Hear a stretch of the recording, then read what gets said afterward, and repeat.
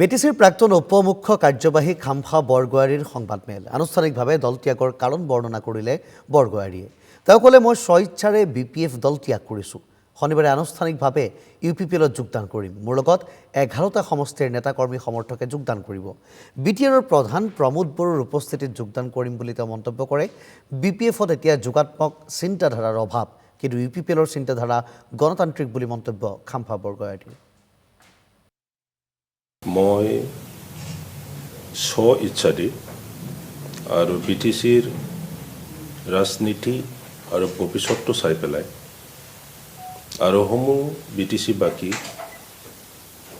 বিভিন্ন ধৰ্মাৱলম্বী বিভিন্ন ভাগাভাগিক ৰাজনৈতিকভাৱে একত্ৰিত কৰাৰ উদ্দেশ্য লৈ পেলাই মই অহাকালি 8 তাৰিখ ফেব্ৰুৱাৰী দিনৰ 1 বজাত মোৰ সমষ্টি 14 নং চিৰাং ডুৱাৰ্ছ অন্তৰ্গত ঠাইকাজোৰা যি ফুটবল ফিল্ড আছে তাতে মই UPPLত যোগদান কৰিম।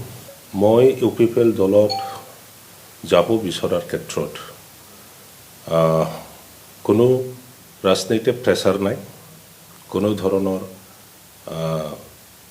বেলেগ কিবা এটা কাৰণত নহয়। মই চাইছোঁ যে BTCত ৰাজনৈতিক ষ্টেবিলিটি, পলিটিকেল ষ্টেবিলিটি যদি আনিব লগা হয়, আজি সকলোৱে কৈছে যে আমি একগোট হ'ব লাগে। যিমান জাতিগোষ্ঠী আছে BTCৰ ভিতৰত সকলোকে সামৰি লৈ পেলাই এটা শক্তিশালী ৰাজনৈতিক দলৰ প্ৰয়োজন। আৰু সেইটো লৈ পেলাই বিভিন্ন মহলত বিভিন্ন ধৰণৰ আলোচনা বিলোচনা হৈছে।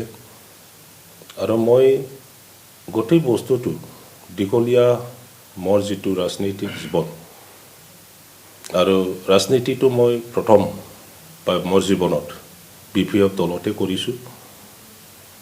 প্ৰথমৰ পৰা যোৱা কেইদিন আগত মই এই দলৰ পৰা ৰেজিগনেশ্যন দিয়া দিনালৈকে মই BPFতে আছিলোঁ।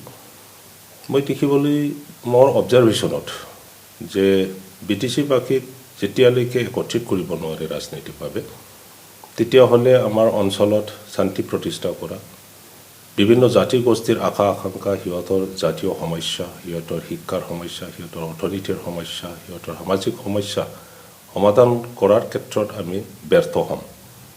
আৰু সেই গতিকে কোনটো দলত থাকিলে বেছি আমি ৰাইজৰ কল্যাণৰ কাৰণে কাম কৰিব পাৰিব, সেইটো মই চাইছোঁ।